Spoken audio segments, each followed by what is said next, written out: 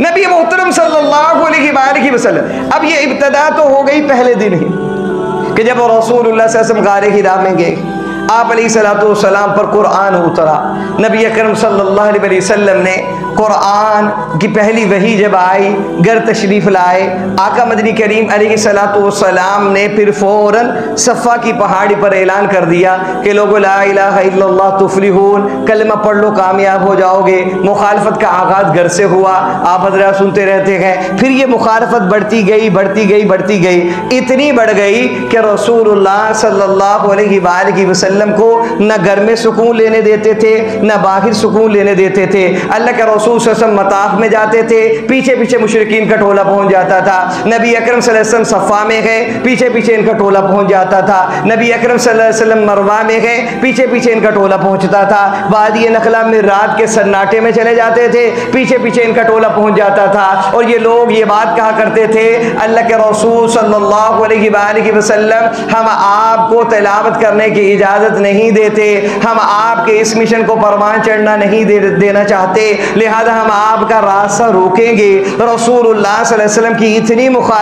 इतनी मुखालफत की जा रही है कि 10 साल नबी मोहतरम सल्लल्लाहु अलैहि वसल्लम के इसी मुखालफत में मक्कतुल मुकर्रमा में गुजरते हैं। फिर आखिरी 3 साल आते हैं, 11वां 12वां 13वां, कि जिन सालों में अल्लाह रब्बुल आलमीन की तरफ से हिजरत का रब्बुल आलमीन इशारा रसूलुल्लाह सल्लल्लाहु अलैहि वसल्लम को देते हैं। तो सूरत हाल ये है कि अल्लाह के रसूल सल्लल्लाहु अलैहि वसल्लम कुरान पढ़ते हैं, कुरान पढ़ने पर पाबंदी लगाई जाती है। नबी अकरम सल्लल्लाहु अलैहि वसल्लम अच्छी बातें बताते हैं, अखलाक हसना की तरबियत करते हैं, मुआशरे की इस्लाह करते हैं। नबी अकरम सल्लल्लाहु अलैहि वसल्लम पर पाबंदी लगाई जाती है। अब अगर इस पाबंदी का आलम देखना है तो कुरान को पढ़िए, कुरान को समझिए, कुरान पूरी इत्तला देगा। तो फिर मेरे भाइयों ये भी सोचिएगा कि एक आज हम हैं जिन्हें कुरान मिला है, बेहतरीन एयर कंडीशन मस्जिद में लगा हुआ है, पंखों की सहूलत मौजूद है, बिजली का निज़ाम मौजूद है, कोई रोकने टोकने वाला भी नहीं है, हमें कोई कुरान पढ़ने से मना करने वाला भी नहीं है। हमने अपनी हालत ज़ार भी देखनी है कि मैं दिन में कितनी मरतबा कुरान को खोलता हूँ, कुरान की तिलावत करता हूँ। लेकिन एक आमना के लाल है जनाब मुहम्मदुर रसूलुल्लाह सल्लल्लाहु अलैहि वसल्लम के जिन्हें कुरान पढ़ने नहीं दिया जाता। रसूलुल्लाह सल्लल्लाहु अलैहि वसल्लम बतौर शिकवा जिब्रील अमीन अलैहिस्सलातु वस्सलाम को कहते हैं कि जिब्रील, ये मेरे कबीले के लोग, मेरे ख़ानदान के लोग, ये मेरे इलाके के लोग मुझको कुरान भी पढ़ने नहीं देते। तो आयात तय्यबात रब्बुल आलमीन की तरफ से नाजिल हो जाती हैं। 24वें पारे में अल्लाह रब्बुल आलमीन अपने हबीब नबी करीम अलैहिस्सलातु वस्सलाम के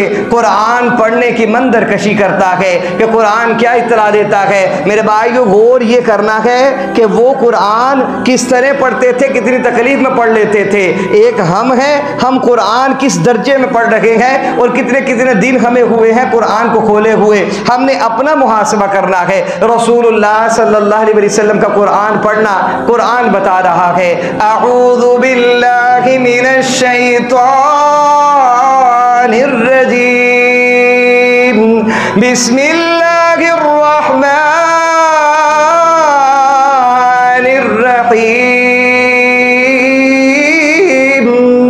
वक़ाल अल्लज़ीना कफ़रू ला तस्मऊ लिहाज़ल कुरआन।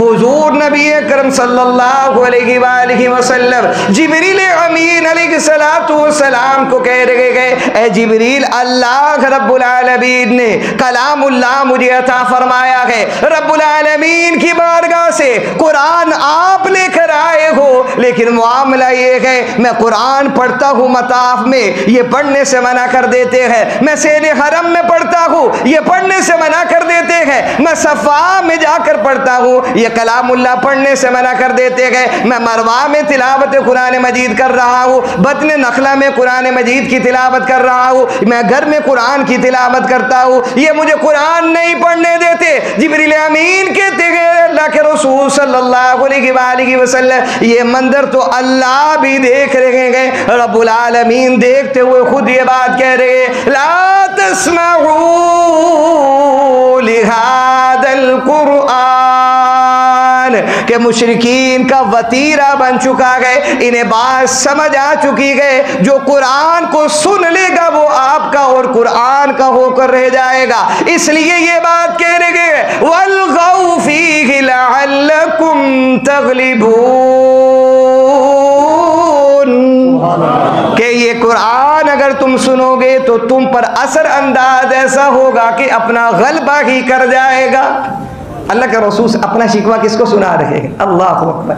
अब हमारे शिकवे सुनने वाले बड़े अजीज होंगे, बड़े दोस्त व अहबाब होंगे, अजीज बहन भाई होंगे कि जिन्हें हम अपना दुख दर्द सुना सकते हैं। तो मेरे भाइयों, मक्का में हालत ये है कि रसूलुल्लाह सल्लल्लाहु अलैहि वसल्लम अपना दुख दर्द किन्हें सुनाते हैं कि अपने चचा अबू तालिब को ही आगे आगे करते थे कि एक लम्हे में अबू तालिब ने भी कह दिया था कि भतीजे अब मुझ पर वो बोझ न डाल जो बोझ मैं उठा नहीं सकता, लिहाजा मैं तुझे यही कहता हूँ, मैं इनके साथ मुकाबला नहीं कर सकता, मुशरिकीन के साथ, मैं बूढ़ा हो चुका हूँ। तो फिर अंदाजा लगाइए रसूलुल्लाह सल्लल्लाहु अलैहि वसल्लम कैसी कसम पुरसी के आलम में जिब्रील के बारगाह में ये शिकवा कर रहे हैं कि जिब्रील, अल्लाह ने मुझे कुरान दिया है, कलामुल्लाह से मुज़य्यन किया है, ये आयत तय्यबात मुझ पर नाज़िल की हैं, लेकिन ये लोग मुझे कुरान पढ़ने ही नहीं देते।